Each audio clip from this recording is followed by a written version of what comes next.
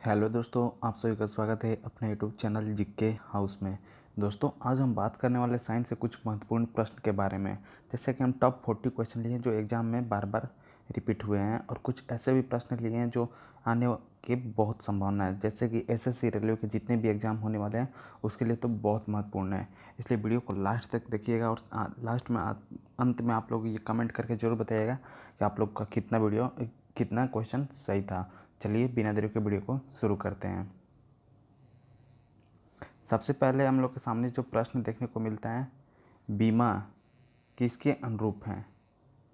गति, बल, ऊर्जा, विनिमय।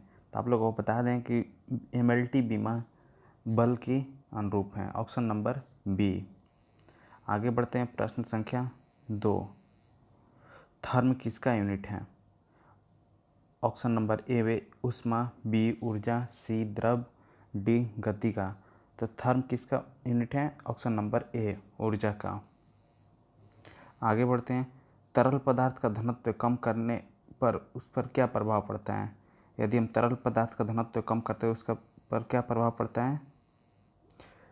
तेज हो जाता है, ऊर्जा कम हो जाती है, कम हो जाता है, दूरी बढ़ जाती है। तो इसका उत्तर हो जाए ऑप्शन नंबर सी, कम हो जाता है। यदि हम तरल पदार्थ का घनत्व कम करें तो उसका क्या प्रभाव पड़ता है?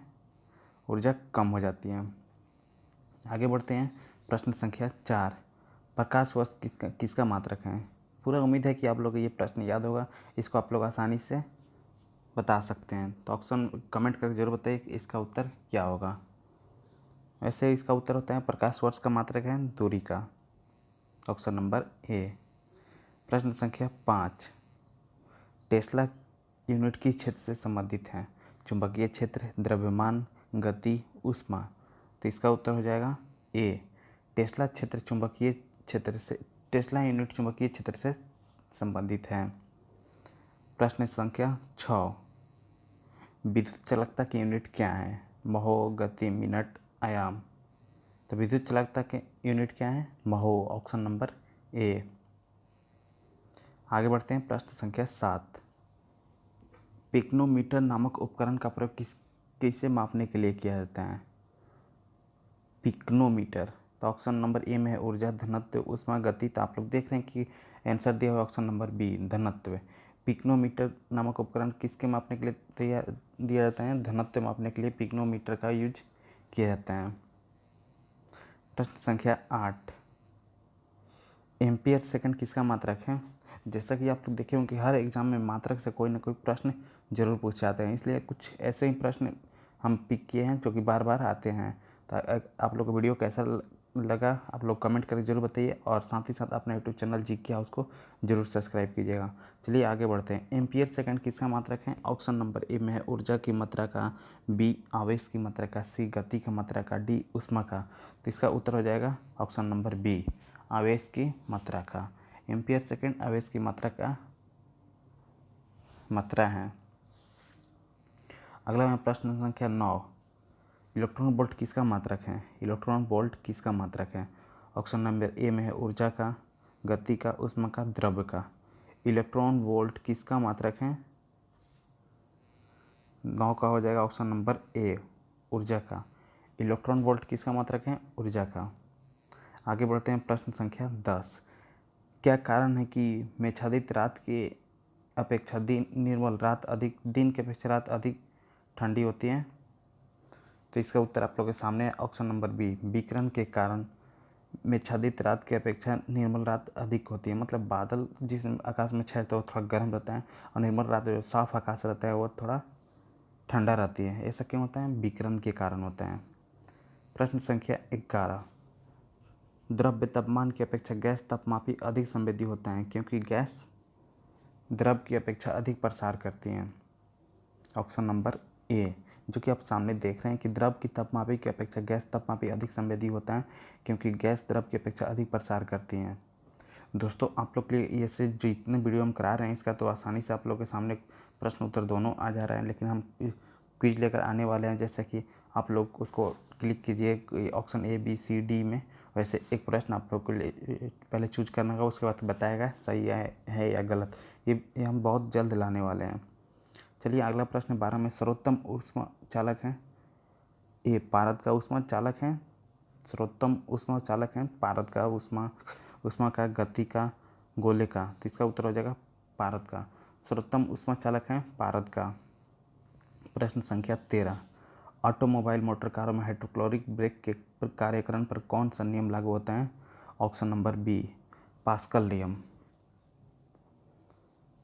आइए आप लोग को याद भी होगा, ये भी प्रश्न बहुत इजी है कि बस में ड्राइवर के पास लगा दर्पण होता है उत्तल दर्पण, समान दर्पण, अवतल दर्पण, कैमरा। तो इसका उत्तर हो जाएगा उत्तल दर्पण बस के ड्राइवर के बगल में रहता है क्योंकि पीछे से कोई भी वस्तु है तो उसको आसानी से देखा जा सके कि कितना बड़ा वस्तु को छोटा पिक करके दिखाता है। हीरे की चमक का क्या कारण है? ऑप्शन नंबर बी, प्रकाश का आंतरिक परिवर्तन के कारण हीरे चमकता है। जैसे कि आप लोग ये प्रश्न देखे भी होंगे कि SSC-MT में बहुत पहले आ चुका है। आगे बढ़ते हैं प्रश्न संख्या 16, श्वेत प्रकाश को भिन्न भिन्न रंगों में विभक्त करने के लिए किसका प्रयोग किया जाता है? प्रिज्म का, अपवर्तन का, कैमरा का, ऊष्मा का। तो ऑप्शन नंबर ए, प्रिज्म का।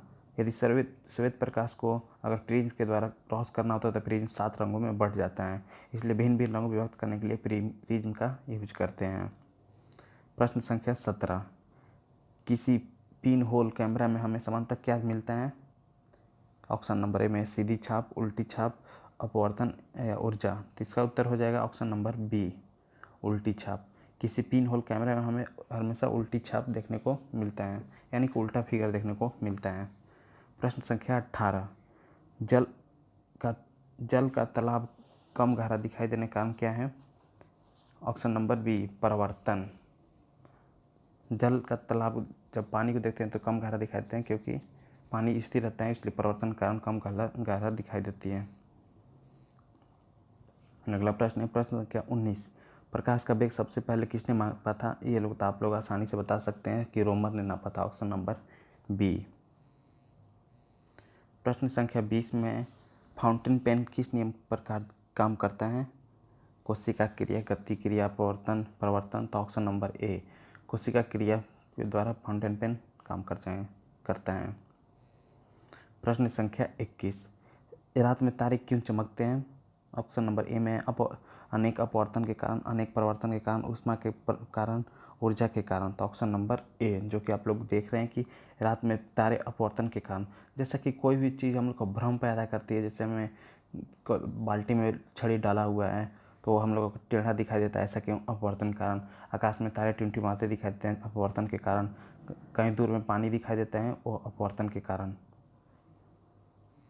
आगे बढ़ते हैं प्रश्न संख्या 22, रात के समय में आवासीय क्षेत्र में शोर की अनुमति स्तर होती है 54, 45, 37, 39। तो ऑप्शन नंबर बी, 45 dB। रात के समय आवासीय क्षेत्र में शोर का अनुमानित स्तर होता है 45 dB। सूर्य की ऊष्मा पृथ्वी पर कैसे पहुंचती है? विकिरण के द्वारा, तेज गति के द्वारा, तरंगों के द्वारा, कम गति के द्वारा। जैसा कि आप लोग देख रहे हैं कि सूर्य की ऊष्मा पृथ्वी तक विकिरणों के द्वारा पहुंचती है। Option number B.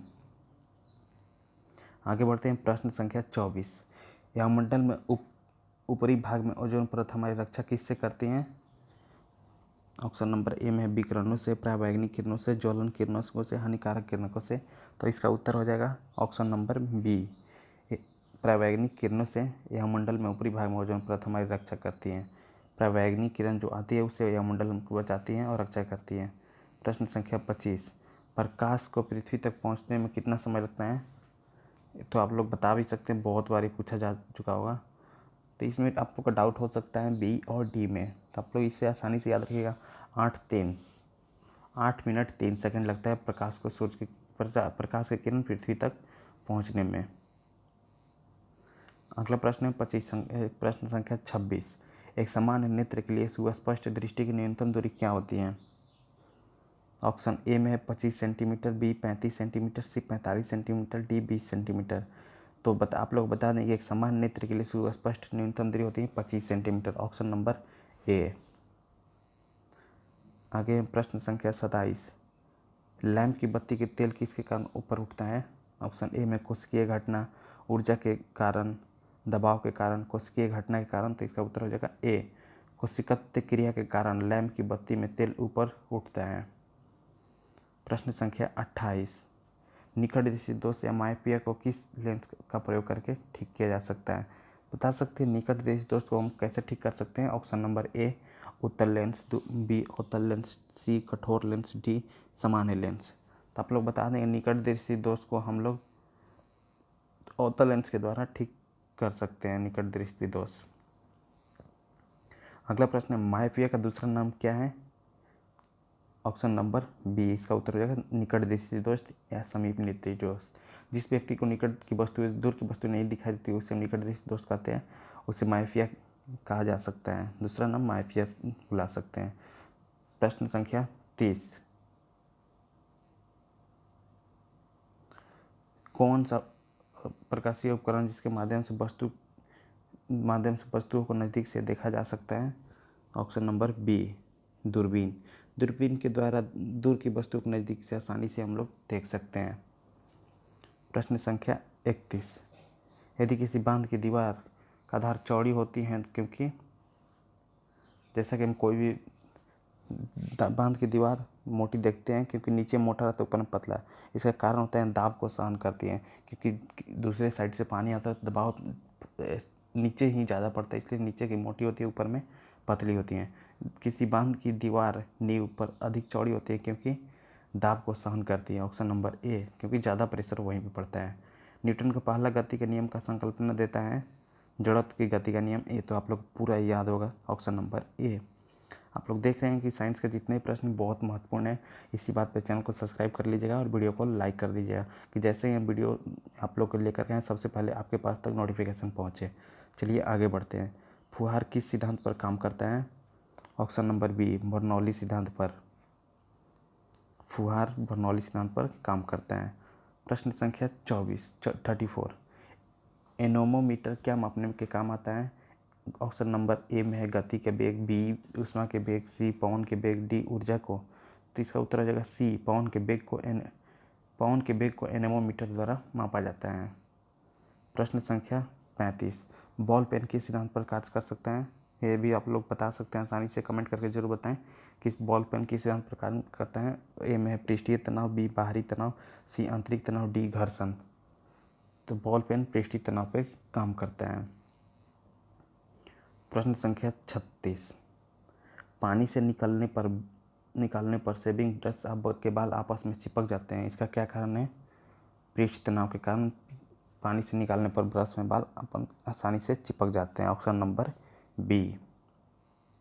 आगे बढ़ते हैं। प्रश्न संख्या 37, तड़ित किसके द्वारा उत्पन्न होती है? ऑप्शन ए में विद्युत उत्सर्जन, कोणीय संवेग, सी संवेग, डी शक्ति के वेग। तो आप लोग बता दें इसका उत्तर हो जाएगा विद्युत विसर्जन। तड़ित किसके द्वारा उत्पन्न होती है?